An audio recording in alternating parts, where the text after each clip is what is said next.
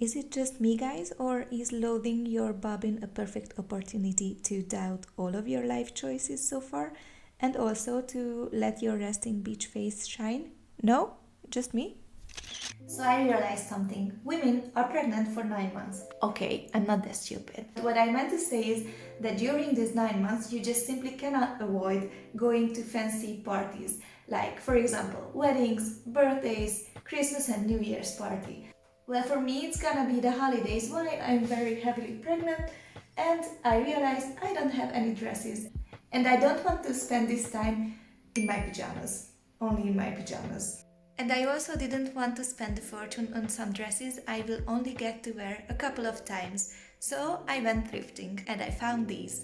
This dress, which is even bigger than me, and I'm thinking about having a shearing effect at the upper part, so it will be snug on my body, but it will have a nice skirt.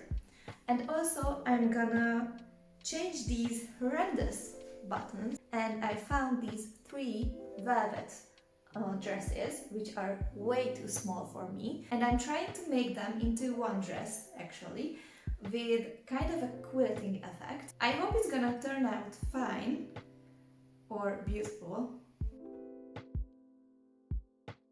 As you can see here, all of them are in basically the same color scheme but different shades.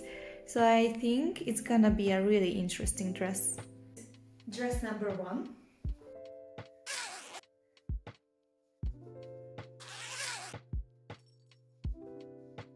At this point, I just feel like a stripper. So back to the previously mentioned comfy clothes which I live in. I actually came up with the most complex patterns I've ever had to work with, which is this piece of square paper. So I'm gonna place this on the dresses and I'm gonna cut around with seam allowance. So I worked with 1 centimeter or 1/4 of an inch seam allowance so that I won't make a lot of waste.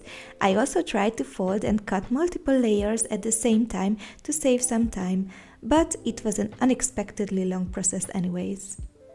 Because I recently moved my sewing studio, I had no storage space for a while, so when I finally got it, I had to organize my fabrics right away as a form of reaching a peace of mind. After cutting up 3 dresses completely, I ended up with the smallest amount of leftover fabric, so I had to count the exact number of squares. Naively, I thought I would have remaining squares at the end of making this dress. So I ended up with 89 pieces, and now it's time to find out if my bust measurement or my belly measurement is bigger at the moment. So let's see, let's find out which is my biggest circumference. So my dress is 91 centimeters and around 36 inches. And the belly, oh my gosh. Okay, it's exactly 100 centimeters and 39.5 inches. So my belly is way bigger, and that means basically that that's my biggest circumference. So I need to calculate how many of these squares can fit me through my belly. So obviously not through my belly, but around my belly. And yeah, let's do it. So first things first, I adjusted this sketch because I no longer have a waist. Then I wrote down my belly, bust, hip and center front measurements both in centimeters and in inches.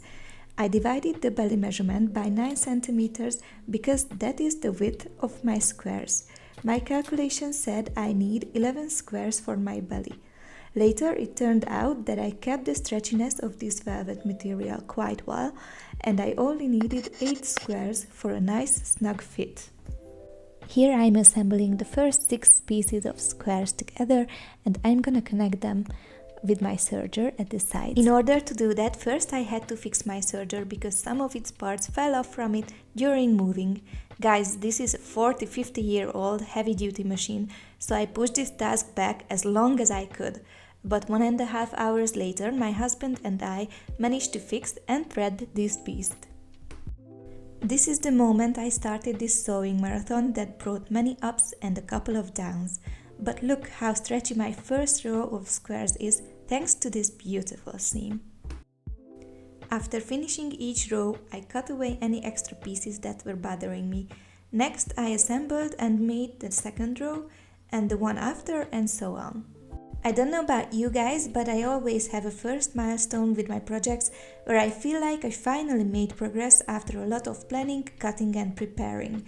Sewing the first couple of rows was my first happy milestone with this dress. Basically, I just created a new patchwork textile from the 3 thrifted dresses, and I matched my fashion design according to what I can create with the features of the textile.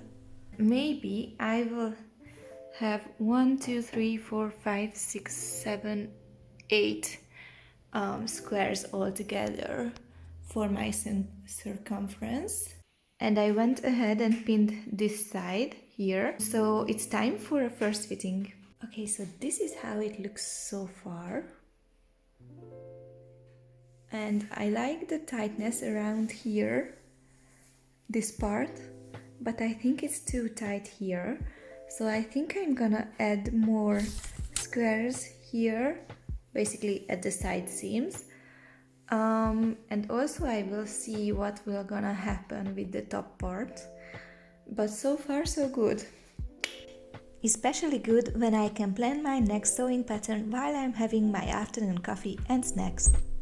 Now you can see the 2 extra panels at the sides, and I also pinned a couple of squares to the bottom to see whether it would look better longer or not. I voted for a longer midi skirt. Remember when I said I had a couple of downs? Well, here is the build up to that point as I'm pinning the extra row to the drumroll top part instead of the bottom. Can you see the side panels on the skirt part of the dress? Well, I couldn't, and here I was still in the delusion of doing everything right. Poor thing. You know what? It is actually really funny watching myself having the best time of my life sewing peacefully while I'm watching another sewing video, while the countdown to realization is creeping up on me. I'm almost there. Wait for it, wait for it. Oh, there we go.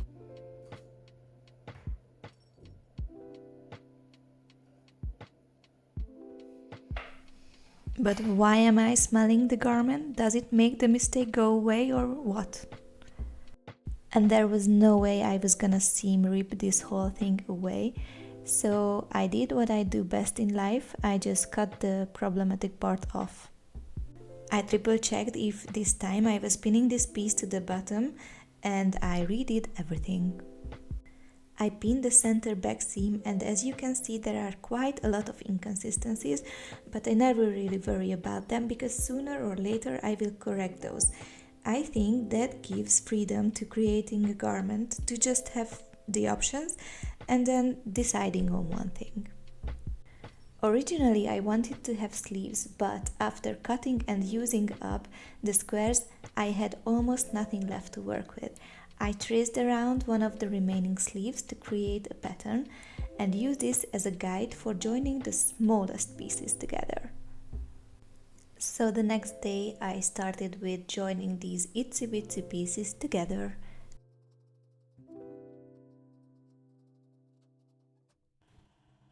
So now the sleeves look something like this, and I think I need to put an elastic here, which I actually did, and then maybe a strap back here to strap the 2 sleeves together, which didn't happen. So I only tried it on like this because I don't want to change my whole outfit. It looks really snug. It looks really good. And now I just need to hem this because if you can see, this is only locked so far, and I'm gonna have to fold it back. And with that, on day, I don't know, 4 maybe, I could finally sew on my trusty sewing machine. And for that I used my twin needles and some matching thread. Is it just me guys, or is loading your bobbin a perfect opportunity to doubt all of your life choices so far and also to let your resting beach face shine? No? Just me? Since velvet fabric loves to act like a velcro because of its small fibers maybe, I always pin it very accurately before putting it under my needles. Another great tip is to test your stitch length and tension before working with the actual pieces. Because I did all those things, now I can go on and hem my sleeves. And it is still stretchy, which is great. So I can hem the bottom and top part of the dress. And the very last step was to join the sleeves to the dress and let the happiness begin. And from these semi-ugly dresses, I made this. Guys, I really love how this one turned out, and aside from the fact that it takes a little bit of time, it is a beginner-friendly project. Now let's make dress number 2. Okay, so for this project, what we're gonna need is obviously the dress, matching thread, and also we're gonna need an elastic thread which you're gonna load by hand, so we can get started. But first, since I found these buttons, I'm gonna snip away the old ones. So the fabric of this dress is 100% cotton, and this is the reason I couldn't leave it at the thrift store. And now I'm just marking the lines where I will be sewing with the elastic thread. As I've mentioned, I needed to load my bobbin with the elastic thread by hand. To do that, you need to thread it with a little bit of tension in order to have the prettiest looking gathering effect.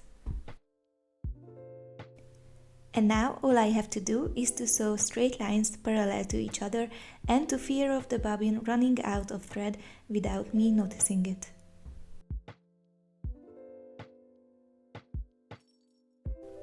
This time quickly came, so I handled it with peace and continued sewing these beautiful lines. After a lot of sewing, this is how the dress looks right now. So we need to clear up these loose ends, which we have a lot of, and then we're gonna snip away the rest of the buttons and sew on the new ones. We're gonna iron the whole dress and we are ready. I don't know why, but whenever I show someone this technique of putting a knot at the end of my thread, they always think I'm some kind of a wizard. Sewing on the buttons to a garment is my all-time favorite feeling because this means I'm almost ready.